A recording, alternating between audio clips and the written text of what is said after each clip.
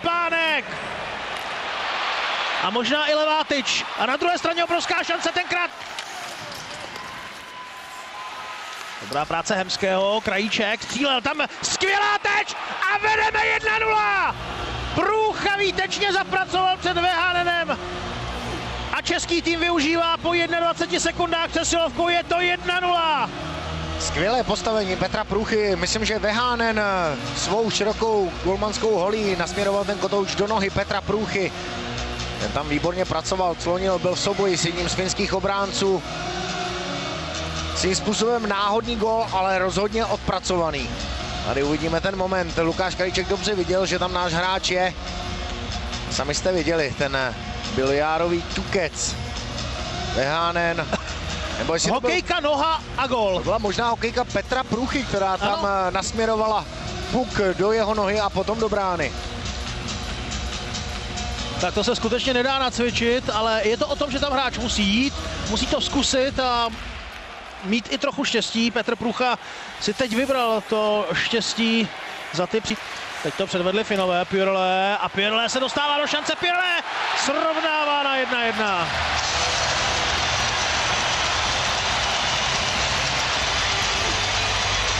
Tak to, co začalo takovým odevzdaným kotoučem při nahazování, končí Pyrleho šikovnou kličkou za modrou čárou a hlavně střelou, kterou v čase 16:53 Mika Pyrle, rovněž muž, který dosud čekal na svoji první trefu, vyrovnává na 1-1.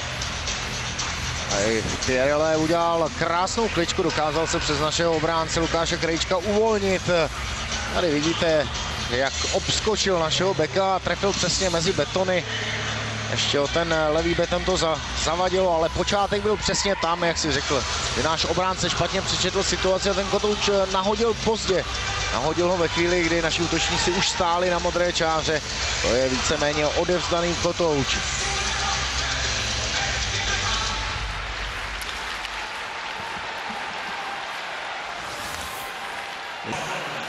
Šikovně to zkusil na Novotného, ještě Novotný, zpoza branky a kde je kotouč? Je v brance, výborně, je to gól!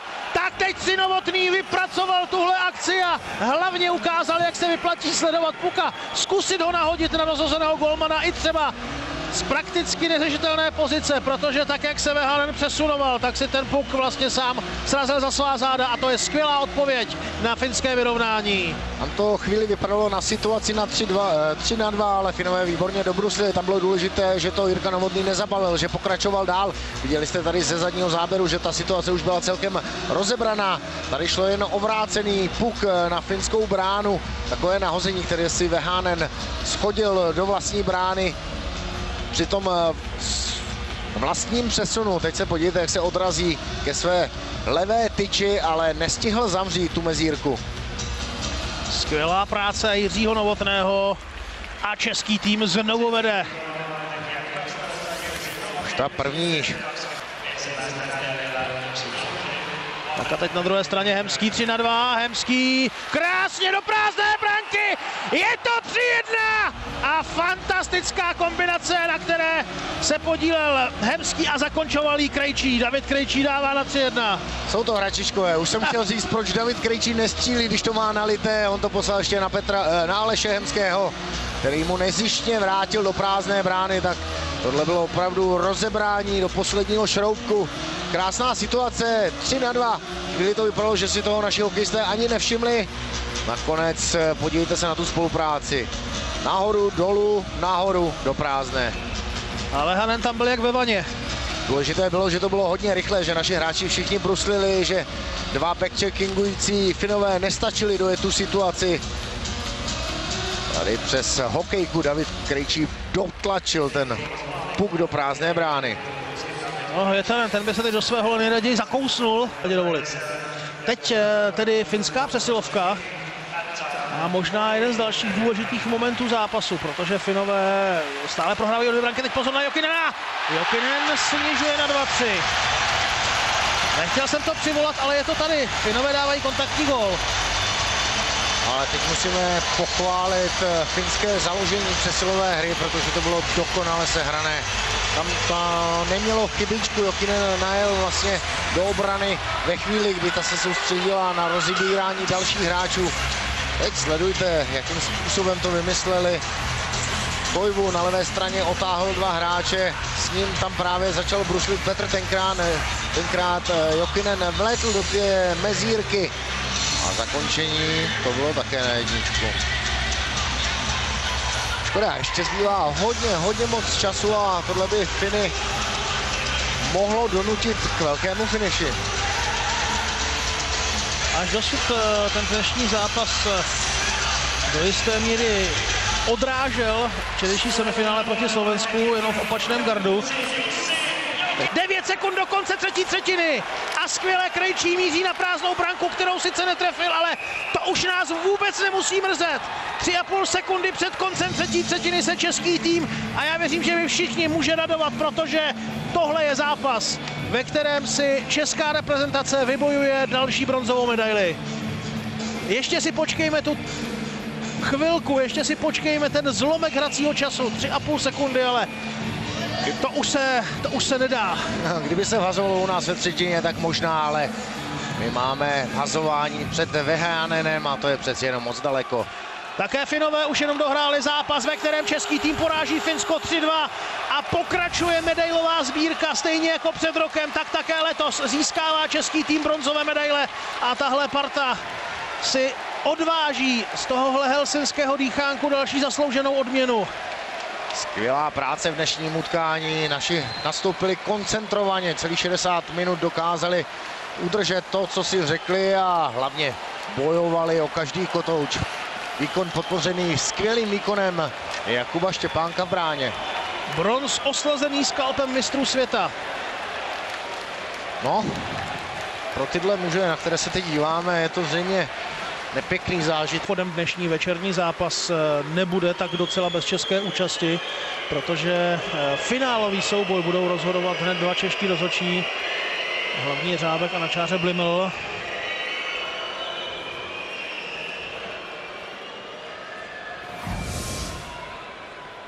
Tady Vyacheslav Bulanov, Dani Kurman, Sergej Šeljanin a Miroslav Valach.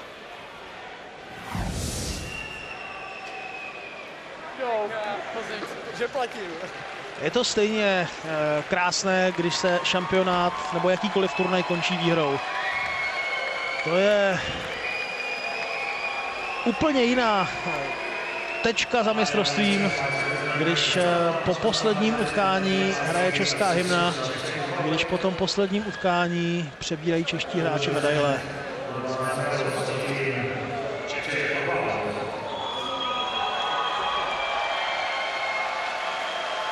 Třetí medailový úspěch v řadě. Tam na ledě v civilu Marodi, Martin Erat, Milan Michálek.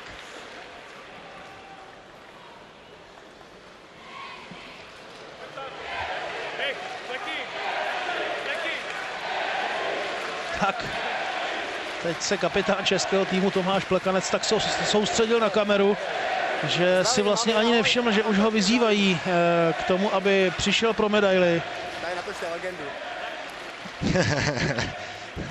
Je tam i čas pro vtipkování. V tuhle chvíli sezona skončila a končí bronzovou tečkou. Vítězství v Eurohockey Tour, bronzové medaile na mistrovství světa. Já si myslím, že ta sezona je celkem povedená. Nakonec i slušné vystoupení na mistrovství světa do 20 let. A ještě pořád má český hokej kde brát, ještě pořád má talenty a hvězdy. A teď jde o to, abychom se z podobných obrázků mohli těšit i v příštích letech. Šéf Českého hokejového svazu pan Král teď předává bronzové medaile českým hráčům. Jakub Nakládal, Krajíček, Kovář. Určitě by nebylo správné házet včerejší semifinále na jeho hlavu. Tak jako v hokeji tým vyhrává, tak také prohrává. Prohrávají i vyhrávají všichni. A hlavně Jakub Kovář nás provedl některými strašně složitými zápasy, kde jsme nebyli lepším týmem a on předvedl spoustu důležitých zákroků, které nás posunuli dál. Tak přece jenom radost i pro ty nejbližší, kteří mohli přicestovat sem a po včerejším semifinále byli smutní. Teď zraněný obránce Zdeněk Kutlák, pro kterého tenhle šampionát bohužel skončil vlastně dřív, než pořádně začal, ale zůstal s týmem a prožíval celou tu týmovou atmosféru. A teď také Alois Hadamčík, kouč, který znovu dovedl český tým k medaili. Stejně jako před rokem v Bratislavě, stejně jako třeba v Rize nebo na olympijských hrách v Turíně. To jsou medaile, na které se někdy neprávem zapomíná. Na světovém šampionátu je medailí dost i pro členy realizačního týmu. To nejsou olympijské hry, kde na medaile mají právo pouze hráči. A když třeba Viktor Tichonov chtěl svoji zlatou medaili z olympijských her, tak ji musel sebrat náhradnímu brankáři. Svým způsobem je to ale hodně nespravedlivé, protože ten tým okolo tam udělá spoustu té dřiny okolo, bez které by hráči nemohli fungovat. Na mistrovství světa tuhle krásnou odměnu dostávají všichni. Je to doma, je to dřina, ale je to doma. Byla to pořádná dřina a odchovanec vsetínského hokeje a momentálně brankař Petrohradu Jakub Štěpánek teď může slavit. Český tým po svém posledním vystoupení na šampionátu uslyší českou hymnu a je to vždycky hodně tvrdá chvilka pro hráče soupeře, protože nejenom, že teď vstřebávají porážku, ale ještě celou dobu Finové stojí na ledě a sledují, jak Češi přebírali bronzové medaile. Myslím, že už se vidí doma. Úplně pryč od hokeje na dovolené. Hlavně rychle zapomenout a nemyslet na to, jak ten šampionát se jim nepovedl. Ne, že by to vyloženě byl zbabraný šampionát, ale chybí tomu ta třešnička v podobě nějaké medaile. No, ukončit medailovou sbírku právě na domácí mistrovství nic příjemného. Naopak český tým v medailové sbírce pokračuje a díky českým reprezentantům bude síně slávy našeho hokeje bohatší o další trofej, o další talíř za 3. místo na mistrovství světa. Díky českým reprezentantům si teď budeme moci za doprovodu finské hudby zaspívat tu nejkrásnější písničku. Děkujeme za tohle mistrovství, děkujeme za ty skvělé výkony, které tady český tým předváděl.